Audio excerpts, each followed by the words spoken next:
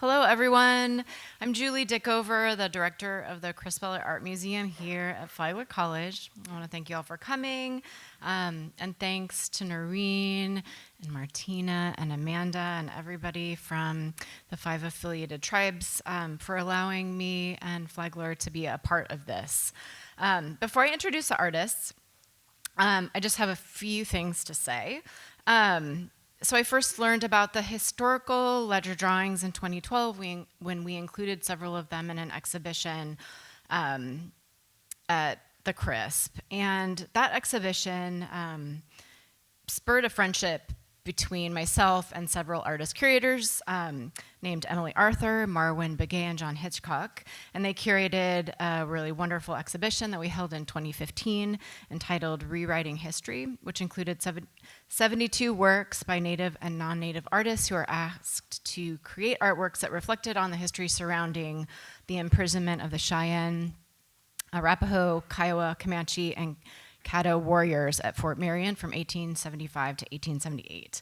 And I really credit Emily, Marwin, and John for introducing me to many of the contemporary Native artists who are part of that exhibition and who are making incredible work. And one of these artists was Dolores Purdy. And I actually hadn't made that connection until I kept thinking, I recognize her name. I mean, there were 72 artists in that show, right? So I looked it up, and indeed, she had an amazing work in that exhibition. So she's part of our panel today, and we'll be talking about her work. So the historical ledger drawings are incredibly detailed illustrations of the warriors' firsthand experiences while imprisoned here at Fort Marion, here in St. Augustine. And this tradition really goes back much earlier than contact with white settlers. They are documents and often matter of fact, but they're also emotional and sad and surprising and evocative and really just amazing pieces.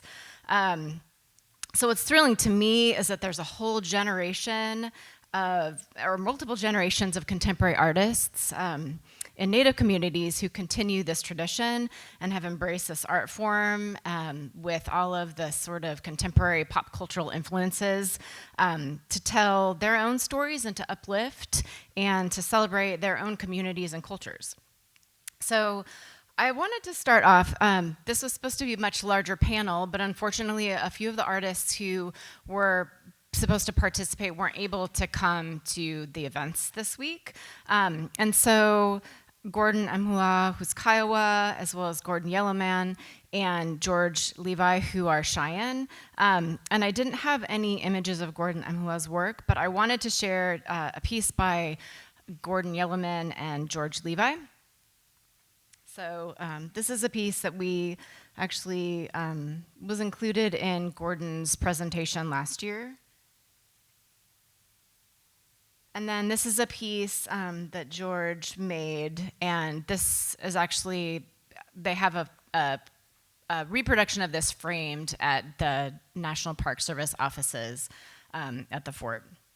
And then the last thing I would like to mention before I introduce these artists is that with their permission, we reproduced some of their work. So the installation of this is a little wonky, I apologize, but it gives you a chance to look at the pieces a little more closely. So I encourage you all to go and take a look at those. And we've also included a few reproductions of historical ledger drawings, two by the Kiowa artist Tsatoke, of a buffalo dance and the buffalo hunt and the Kiowa dance. And then there's also a piece by a Cheyenne artist of the lighthouse. Okay, let's see. I have so many different things here. All right, so I would like to introduce you to the three artists that were part of this panel. First, we have Dolores Purdy, who's a member of the Caddo Nation of Oklahoma and of Winnebago descent, living in Santa Fe, New Mexico. Warrior art is a common description of the ledger art style, and in the past was considered a male art form. But for over 2 decades, Dolores has created contemporary versions of ledger art of ledger drawing using antique paper and colored pencils, but from a female perspective. The images can be humorous or serious while immersed in Native American heritage, iconography, and pop culture. Her influences are wide-ranging and include Peter Max and the psychedelic pop art movement, as well as the Art Deco movement and Japanese textiles. Tongue-in-cheek humor, bright colors, and vivid imagery is her way to stand out and is a way for her to honor her ancestors. Dolores has an illustrious career, has worked with many institutions, universities, and museums to present the history of ledger art as well as to share her own work. These institutions include the National Museum of the American Indian in Washington, D.C., Brown University in Providence, Rhode Island, University of Minnesota, UC San Diego, as well as many others. Her work has appeared in publications that include Southwest Art Magazine, Cowboys and Indians, Native American Art Magazine, Western Art Collector, as well as the Santa Fe New Mexican. Dolores is one of 4 subjects in a book written by Richard Pierce entitled Women and Ledger Art, published by the University of Arizona Press. And her work is in the collections of the National Museum of the American Indian, the White House, the Nerman Museum of Contemporary Art, the Tweed Museum, the Museum of Indian Arts and Crafts, as well as others. She's participated in several art markets, and her work can be found in galleries worldwide. Beau Tsatoke is from the Oklahoma Kiowa Nation, and he has been immersed in the tribe's ritual, spiritual, and artful practices for his entire life. The Kiowa are well known for breeding horses, in particular Appaloosas, trained for both their strength and endurance on the hunt. The name Tsatoke means searching for horses. The artist uses brilliant colors in his ledger art to depict battles, dances, and the complex iconography that tells the story. Tsatoke is a direct descendant of Monroe Tsatoke, one of the noted Kiowa 5 artists. Tsatoke is an active member of the Kiowa Ground Clan and the Ohoma Lodge War Dance Society. His work is in the collections of the Institute of American Indian Arts, the Southern Plains Indian Museum, and numerous private collections. He is a graduate of the Institute of the American Indian Arts in Santa Fe, New Mexico. And last but not least, NiCole Hatfield, Nami Apia, is of Comanche and Kiowa tribes and is a self-taught contemporary painter from Apache, Oklahoma, who currently resides in Norman, Oklahoma. Using her preferred medium of acrylic paint on canvas, Hatfield draws her inspiration from old historical photographs of tribal people. She frequently incorporates tribal language into her paintings in the hopes of keeping the native languages alive. Hatfield attended the Institute of American Indian Arts in Santa Fe, New Mexico for 1 semester, and her work has been exhibited and showcased in the Comanche National Museum and Cultural Center, the Anadarko Southern Plains Museum, as well as in many notable private collections. She is a frequent guest artist at the world-famous launchpad of Native American fine art, the Oscar B. Jacobson House on the Oklahoma University campus in Norman, Oklahoma. Hatfield's murals are located at the Lacey Pioneer Building in Anadarko, Oklahoma, and her mural, See the Woman, a collaboration with artist Stephen Grounds, can be seen on the East Sheridan Street underpass in Oklahoma City. Other mural projects have been executed at the Thunderbird Casino outside of Norman, Oklahoma, the Museum of Native American History in Bentonville, Arkansas, and a temporary mural for the Oklahoma Contemporary Summer Project. Hatfield has participated in numerous festivals, celebration, and juried events, including the Norman Arts Council One Beat Street, Indigenous Fine Art Market in Santa Fe, the 4th Annual American Indian and Indigenous Film Festival, Small Works, Great Wonders, National Cowboy and Western Heritage Museum Art Show, and the National Museum of the American Indian Art Market, the Gathering of Tribes Summer Residential Program at the University of California, Riverside, the Juried Autry Art Market in Los Angeles, and the juried National Museum of the American Indian Art, Smithsonian Native American Art Market in New York City. She received the Rupert Costo Medal Award from Sherman Indian High School in Riverside, California, where she addressed students as a part of a lecture series for the Native American Student Program at the University of California. Hatfield has a strong history of tying together art and community improvement. Her piece, Cheyenne Girl, won the Kaufman and Associates Call for Native Artwork and has been featured on walls in different cities for the Native Art for Health campaign. She has worked with the Delaware Nation Suicide Prevention Program. Where'd I go? Boom, boom, boom. And performed a live paint for the Red Feather Gala's annual fundraiser in Oklahoma City to raise funds for the Indian Health Services Women's Health Program in Oklahoma City. Born and raised in the Southern Plains of Oklahoma, NiCole, respectfully of the Honey Eater Band of Comanches. Will you say that in the... Yeah.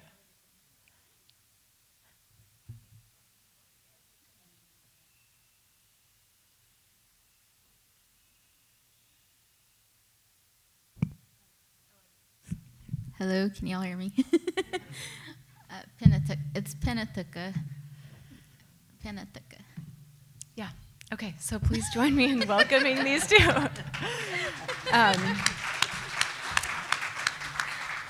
So how we're going to do this is each of the artists are going to present about their work, and I'm NiCole, and I'm going to ask her some questions, and then we're going to use at least one or two of those questions to ask to the entire group, and hopefully it will become a bit of a conversation.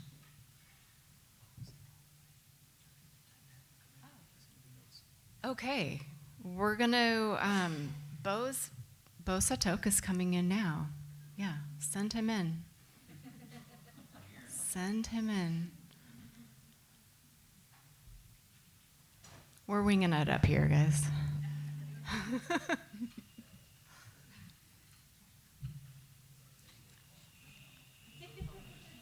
I do hear him.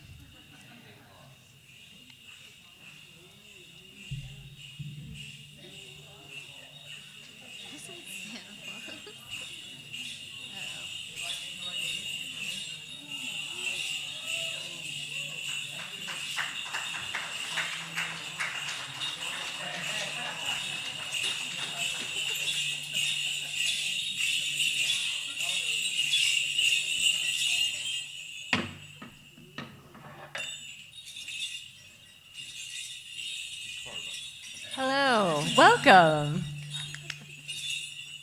I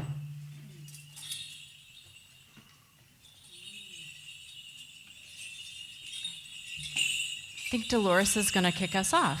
So, okay. Can everyone hear me? Okay, great. First, I'd like to thank the National Parks, the National Park Foundation, Flagler College, the University of Central Florida, and the Florida National Guard for allowing us to do this.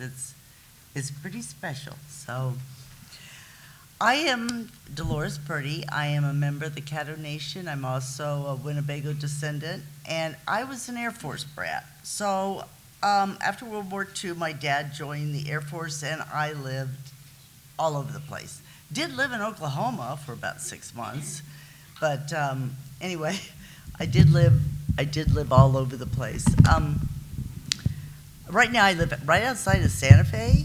I am a formally trained watercolorist, and I've been doing that for about 30 years. I've been in art markets and galleries for about 30 years, and I'm one of the old timers at Santa Fe Indian Market. This will be my 25th year coming up. I moved to Santa Fe and started working with the Santa Fe Indian Market in their standards committee, and just I thought it was very important that we make sure the Plains people are also represented, and it was a lot of fun. I really enjoyed doing that. But my ledger art came about in a very unusual way. Like I said, I was a trained watercolorist, in the late 1990s, I started doing family research. And I found this guy. His name was Huwani. Now, he's not related by blood, but it was like, when I found out he went to Fort Marion, I thought, so this is one of the Florida guys. And I couldn't stand it. I had to look him up, and you know how it goes. So, you get into research and you just continue to look at him. So I found the info. Next slide, please.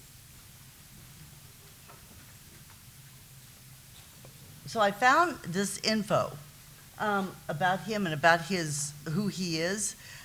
Now, his name has been spelled several different ways, so it's kind of interesting. One document actually refers to him as Choctaw, which is, I guess, a nickname. And after the release, several of these boys ended up going to Carlisle Indian School, and so I had several relatives that attended Carlisle. The next one, please. The earliest one I could find was my grandfather's brother. There could be others, but he was there from 1890 to 1899, just hoping that possibly he would have been there during, the time the Florida boys were there, but he wasn't there. I couldn't find anything. So the next one is, I looked everywhere trying to find a photograph of Huwani, because they had photographs of all these guys. This is the only photo that mentions a Caddo, and possibly Caddos. So I'm assuming he is in this photograph. Now, he was 49 years old when he was arrested, so he was really too old to actually be a ledger artist. Most of these guys were young little warriors who had just, were trying to find their way with their tribe. And so the next photo. But I did find this really cool photo of these guys. See how they're holding their ledger books? So I just thought this was so cool because, you could see that they were hanging on to them. They liked those things. Next slide. So anyway, like I say, this was in like the dark ages, pre-internet. You had to go to the library, physically look up stuff, to try and find things. Sorry. Oh, sure. To try and find any information that you could. So I discovered this amazing art that was coming out of Fort Marion. And this is one of the first books I found. And it's still one of the best reference books that I own. It didn't stop there. The next slide, please. I continued on finding more and more books and more research. I appreciated the whole picture language of ledger art. Because it would actually show how the men worked and played pre-reservation life. And ledger art is truly an autobiography of each of these men's lives. And the work is all done in a narrative style. And the next slide. So of all the ledger drawings, perhaps the most significant, because of their direct impact on the later development of Native American painting, were the ones created in that most unlikely place for an art movement, the prison of Fort Marion, Florida. Arthur Silberman, who wrote the book 100 Years of Native American Paintings, did write this.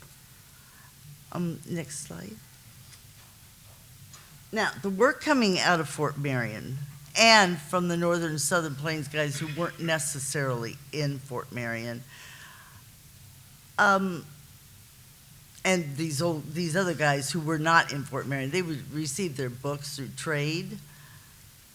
Well, they had just a few colors, and they were very skillful in how they could put just a few colors, make an entire scene, no erasers. I mean, they had to have the whole composition figured out in their head before they could even start on this. And this guy's got 4 colors? It's pretty amazing what they could do. Next one.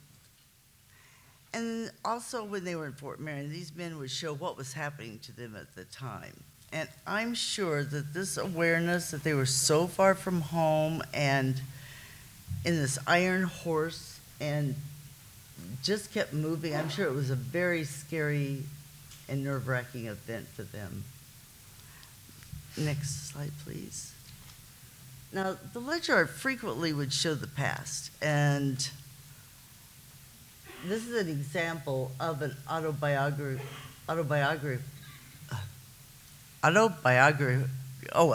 narrative work. That's not coming out. Of the style that they would do. As you can see, he's talking about himself, but he's also got the other fellows that's in there. And the next slide, which, okay, so you Kiowa people, I thought this was pretty cool when brought up the white horse. I love his drawings. Note the glyph above his head of the white horse. And here he shows himself on his way to war, and his wife is carrying all the armaments and his war pony. I just thought this was pretty cool. So, next slide, please.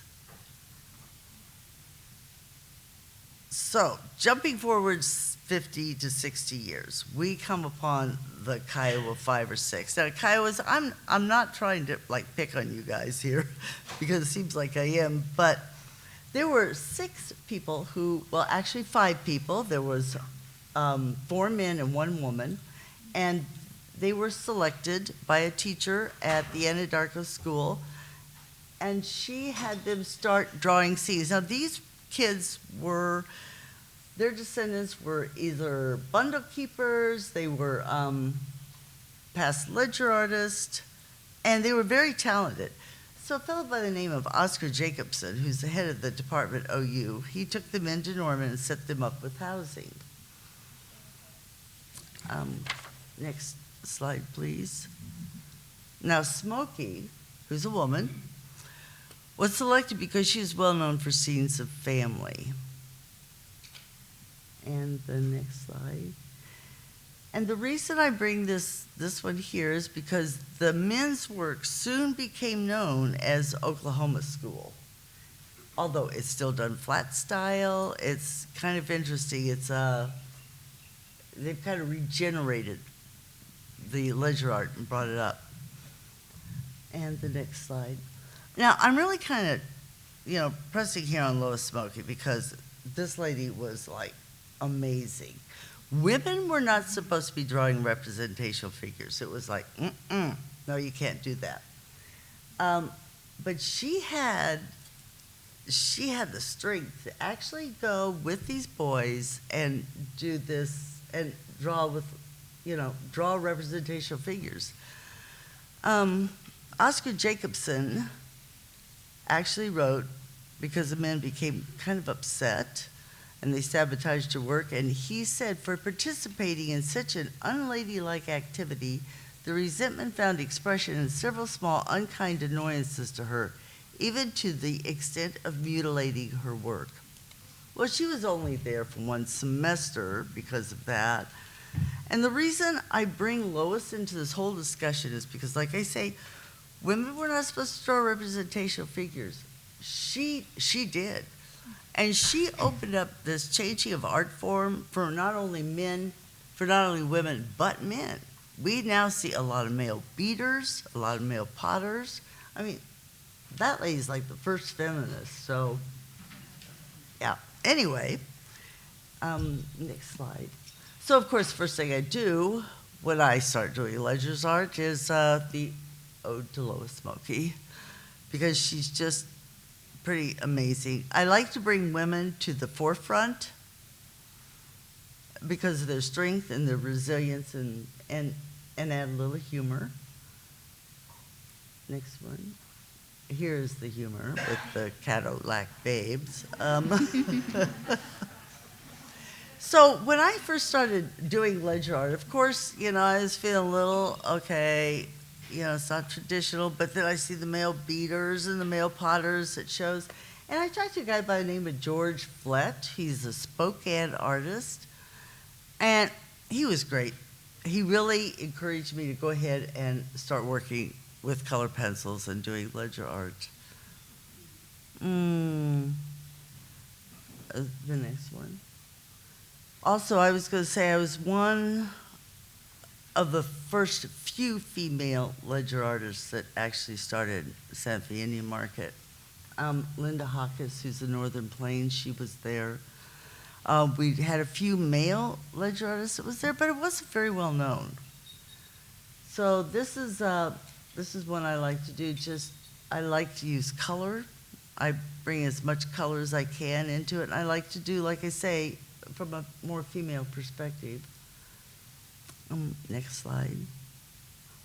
So in each piece, you're going to find something a little off, something not quite right. I mean, a polka dotted blanket, there's no such thing, but it's fun. So, and it looks cool. So I continued on with it. Being a contemporary artist, I could kind of like do what I want with this. Next one. Okay, generations. Where am I at? I've lost my thing. Okay, generations. So if you notice, I've got a generations here of Caddo ladies, Caddo men. Of course, our regalia doesn't look exactly like this. I do have our dashto, the head drop, on the back. But if you look down the lower right-hand corner, there's also a generation of little skunks that I had put in there just for fun. Next one, please. So, I don't always draw women. It's fun drawing men, too, and doing this. I always kind of begin a lot of this stuff with the blank faces. I want people to read into the work, the viewer to look at, be able to read what they want to see in this work. Yeah, I mean, they could be asking you to go away. They could be asking you to join the hunt. It's up to the viewer to decide what it is that these men are trying to portray to them. Yeah, and the horse. Now, the horse have faces, but if you notice the horse, he's a little like, are we at this again, kind of thing. Next one, please. So I am, like she said, Peter Max, the psychedelic art, as being a child of the 60s and 70s, of course, that would come into play. And I love Asian textiles, the color, the brilliance that these women can do in their textiles, and also Art Deco. Next one, please. So, of course, we can't have guys just on horseback. We got to have them doing something else. So, of course, we've got the note. It's record of paroled persons, and I put the Indian chiefs. So they're all on their Indian chiefs motorcycles. I started putting backgrounds in my work, clouds and trees, just because, to make it different. That's not something you see in traditional ledger art. I am taking ledger art and turning it into my own style and trying to make it different. The next one, please. So this was kind of fun, this close-up, because of juxtaposition of just the horse and the rider and how he is portrayed here, and the horse is portrayed. So this was kind of fun to do. And actually, if they're both looking at, and the title is What? And the next one, please. And of course, the humor, Wind Warriors. This was kind of fun. The next one. So during COVID and stuff, I started really trying to work and even twist it more, because as an artist, you have to keep working it and you have to keep changing up and figuring out what you'd like to see. Being a professional artist, that's just what you do. So this was kind of a fun thing to do. It's getting more of a 3D effect to it with the shading. And as you can see, I do shading. The old guys did not shade, but I do a lot of shading. And as being a watercolors too, that kind of helps, because I learned so much about layering colors. So then when you start layering colors with the pencil, you could actually make some of the stuff just almost pop out, look almost like stained glass effect. And the last one. So this is one of my favorite ones I did. She's called Riding Free. It's a young Caddo girl, and she is just, she's having a blast. She's taken off, and it's another way of just celebrating women and their strength, and all Native women, just their strength and resilience back years ago and even today. And that is my talk.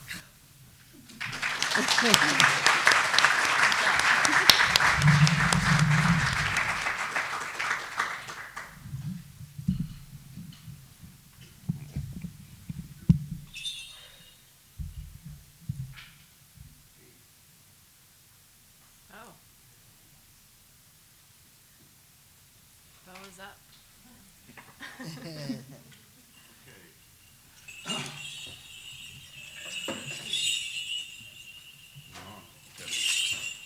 Hello, my name is Beau. I grew up in Oklahoma. I'm a traditional artist. I grew up seeing family artwork in school and museums. So I had a big influence from the Kawa Five.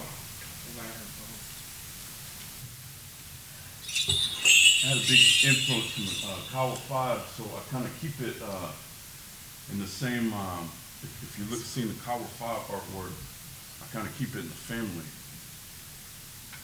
Hello. Okay. So I went to school at the Institute of American Indian Arts in 2016, and during COVID, I started out a sculptist, and I majored in sculpture. And right towards the end, COVID came, and they sent us all home. And when that happened, I couldn't work in the sculpture studio, so I started drawing on paper, because this was my last semester, and that graduating was all I cared about. So I was working on other, like, stones and fabrication, but for some reason when I never did draw on old paper, but I realized I've been doing this my whole life, and it wasn't until there was an artist named Monty Yellowbird that did artist in resident at the school. The whole time I thought they were drawing on copies. I had no idea it was real paper, and I asked him, I said, "Do you have any copies?" And he said, "Take whatever you want." And when I noticed that they were old paper, I was wondering why he let me, because he didn't have to do that, but he put me, gave me paper, and I started drawing on it, and then I realized that I've been doing this my whole life. It's all colored pencil. A lot of my artwork involves dances, the warriors, a lot of medicine men, and I also do regalia, and there's a lot of repairs that comes with this. So when I do a show or have a show, I'll do a series of what we're gonna dance. This one was an eagle dance that we did, that was a couple of years ago we did that. And then the old time war dancers. These, my main focus is, I'm really influenced by pre-contact.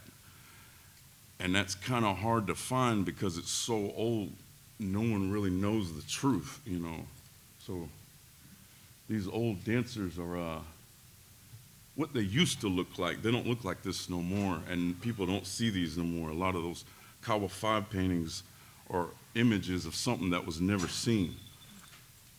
And it really took off. I didn't know what was going to happen when I graduated, because COVID was real scary, and I just kind of rolled the dice living in Santa Fe. We've got another image. This one right here is, I was studying the parfleche designs, and what I realized is that a long time ago, the women, they didn't do ledger art, and the men, they didn't do the parfleche. Only the women did the parfleche designs. And I was, that parfleche is kind of pre-contact. No one does that back home anymore. And what distinguishes was the blue borders and the red. That's what distinguishes what makes it kawa. With the moons and the bear claws, this was done a couple of days before that eclipse.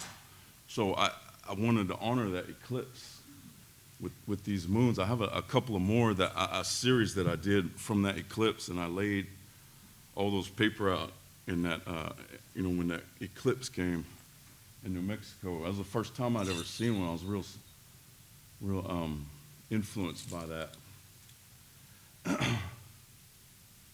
This drawing, the stars, when my great-grandmother named me, shooting star is what she named me. So when I sign my artwork, I hieroglyph that shooting star in there. I don't put my first name in there, and then I finish with my last name.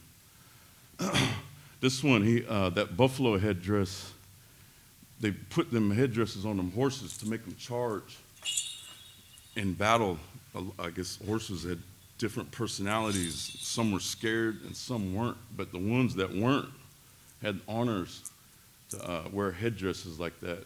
Another thing is during COVID, I put a lot of masks on these horses. There's an ancient society that doesn't exist anymore called the Horse Headdress Society. No, there's not a lot of information about it. No one knows too much. But I just kind of guess of what they would look like. This one is Tonkonga, the black legs. I did this one, I submitted this to Swaya for the art competition. Took me a few weeks to finish that one. This one, I put the ancient times before there was horses, when they went to war on foot. That's why I did the top unmounted, because they were on their way to go get horses. And then on the bottom, they got the horses. That was the main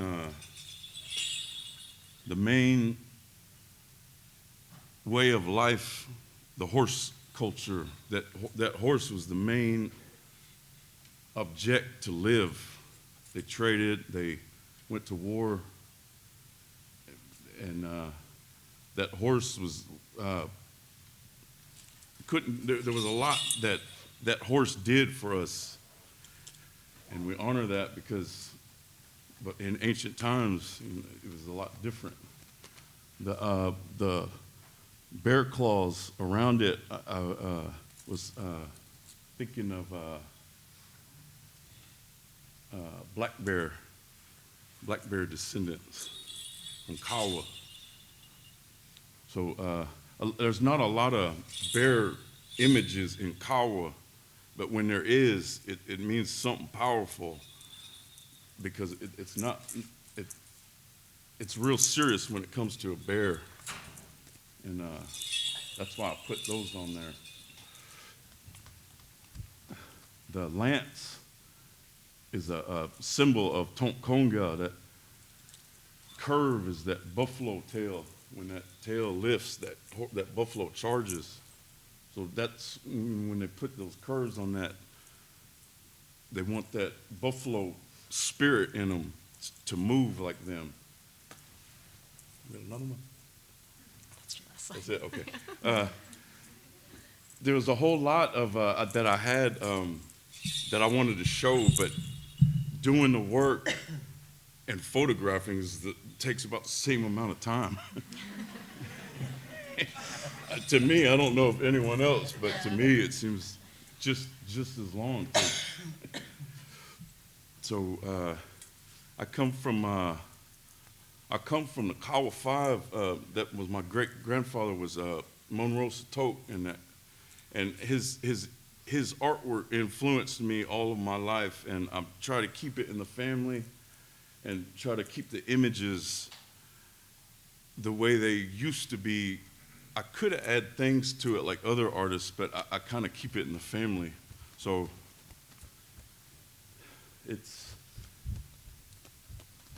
I tell you this, I've had millions of mistakes to get me to this point. And I looked at the work I did last year and even the work I did this year. I want to see what I do next year. Because now I'm thinking, when I first did this, wow, this is awesome, and now I got better stuff than that. But I appreciate everything. Thank you so much. If there's any questions, I'm happy to answer. Thank you. Thank you.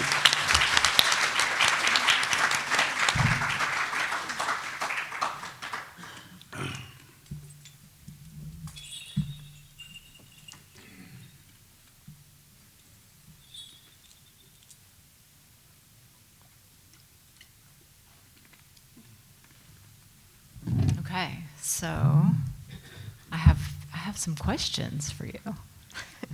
I would like to introduce myself first. Please do.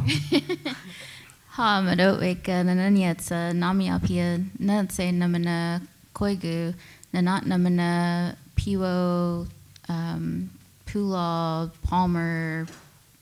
I just go on and on with the names. Hi everybody. I just wanted to say introduce myself in Comanche. I'm not perfect at how I speak. I'm still learning.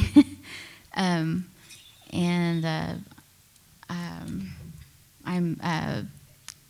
Comanche and I'm Kiowa.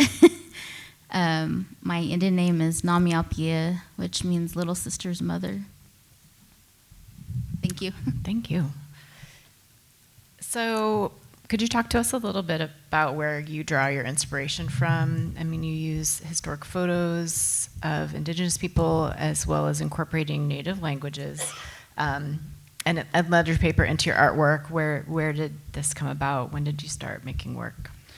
Well, I draw my inspiration from just my culture, first and foremost, my family, traditions, just pretty much everything around me. I'm constantly observing and watching and learning and trying to incorporate that into my art. And the ledger art came about, I don't know, I want to say 10 years ago I started to get into it. I started to learn more about it. I have friends that are ledger artists as well. And I kind of was doing some research, and of course, it's not a woman's thing to do traditionally. And so,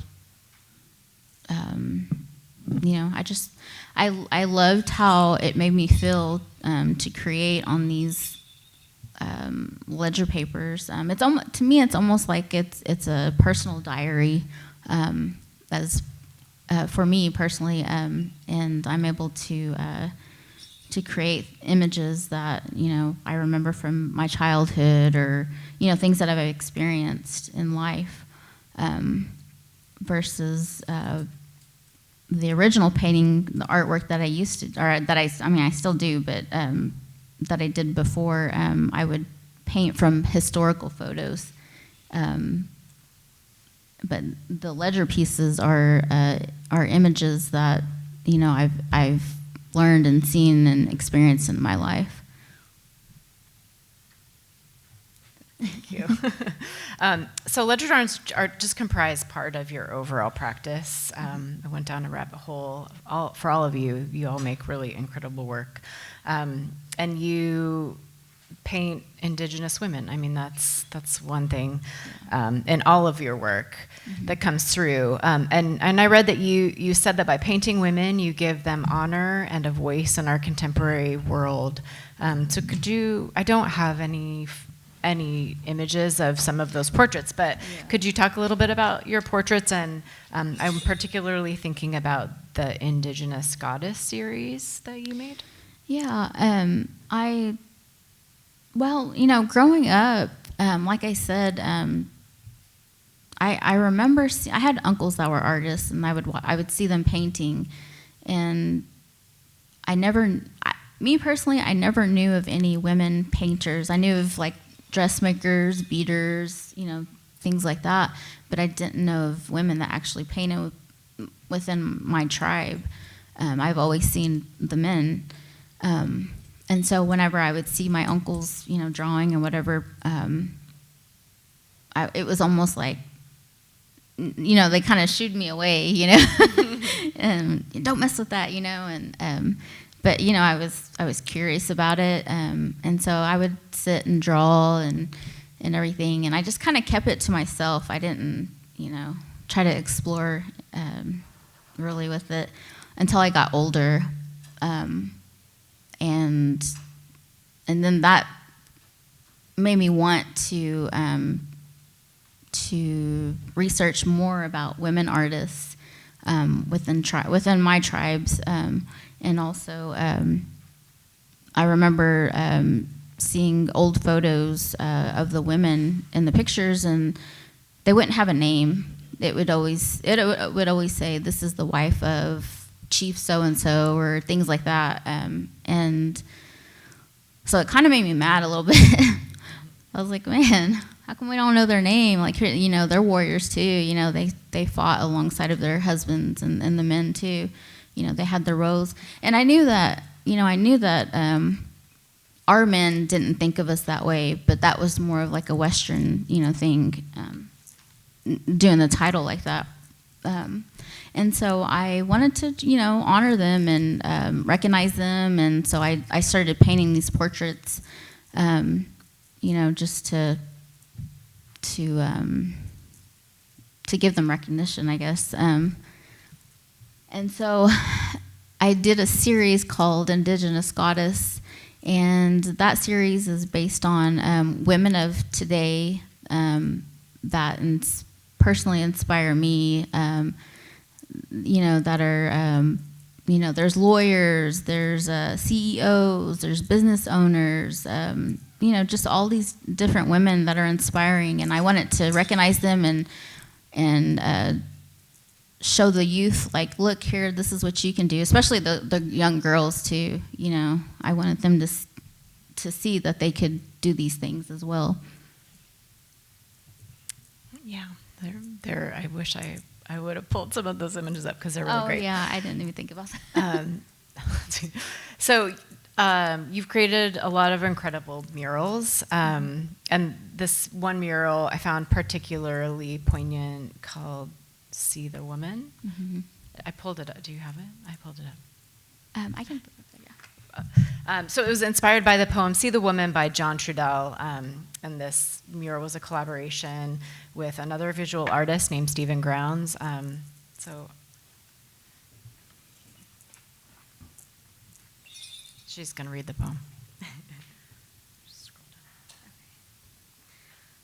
So yeah, this is a mural that we created back in, oh my gosh, I don't even remember what year we created this mural. But there wasn't any Native artwork downtown Oklahoma City at all. And when I seen the opportunity to be able to create something, at first I was scared. I wasn't going to do it. But I had one of my mentors encourage me, the late Kelly Haney, and he even wrote me a letter of recommendation too. But he encouraged me to go for it, and I talked with my friend Stephen Grounds about it, and I just I read this poem by John Trudell, and I was just really inspired by it, and so that's what this mural is from. And I'm going to read the poem here. She has a young face, an old face. She carries herself well in all ages. She survives all man has done. In some tribes she is free. In some religions she is under man. In some societies she's worth what she consumes. In some nations she is delicate strength. In some states she is told she is weak. In some classes she is property owned. In all instances she is sister to earth. In all conditions she is life bringer. In all life she is our necessity. See the woman's eyes, flowers swaying on scattered hills, sun dancing, calling in the bees. See the woman's heart, lavender butterflies, fronting blue sky, misty rain falling on soft wild roses. See the woman beauty, lightning streaking, dark summer nights, forest of pines matting with new winter snow. See the woman spirit, daily serving courage with laughter, her breath a dream and a prayer.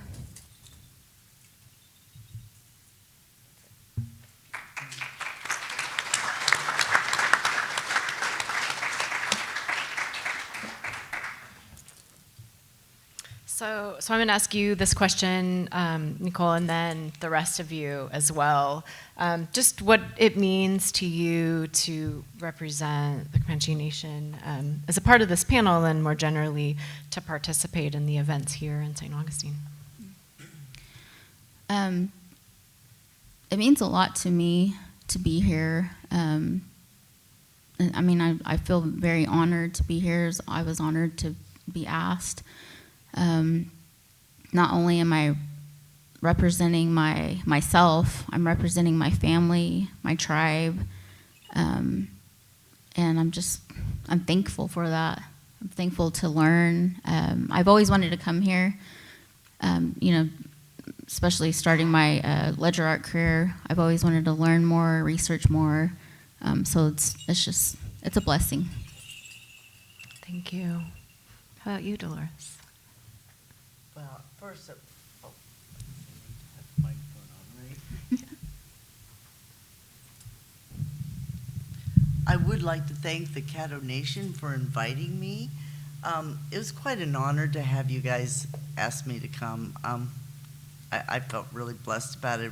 We're a very small tribe. I mean, I think maybe around 7,000, something like that. And this is like the highest we've been and for a long time. But so it's it's fun actually being able to represent the Caddos. And when I do go to shows and I tell people about Caddos, and I have a lot of people say, I've never even heard of the Caddos. So I'm able then to tell them about, well, we exist. We're still alive and we're in Oklahoma.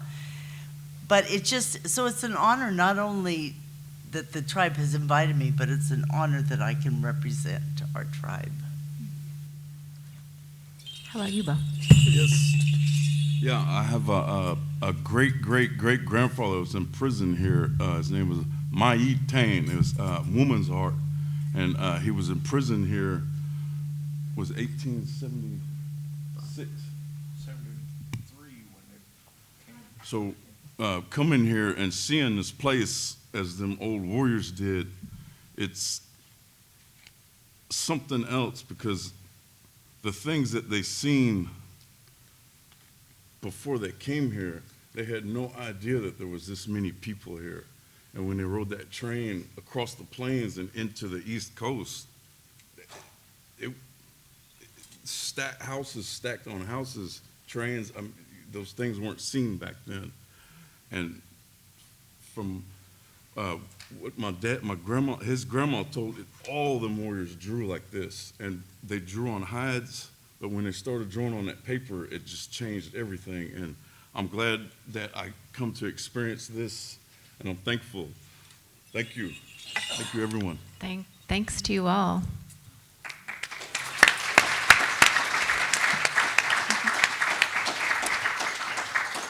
So I think we're breaking for the day. There's going to be lunch in here. I guess we should probably give them a few minutes to set up. I don't know. Could you tell us your name, please? On the end? Because I don't know. Name. Introduce My yourself. name, Yeah. Yeah. I'm gonna stand up and talk to you Indian way instead of the microphone here. My name is Tsatoke, and I've taken my name, my Kawa name is Fossil Bank, and it means white thunder, and I inherited that name from my grandfather, on my mother's side. When I was taken into the Oklahoma Society that's just swore at, that's when my family gave me that name. So that's how a lot of us Indians receive names. They have a giveaway, and my family, the Tenderdahl family, was all there, and my Honeyport side of the family were there, and then the Tickpaydope family. That's where that name comes from. So Thank you very much.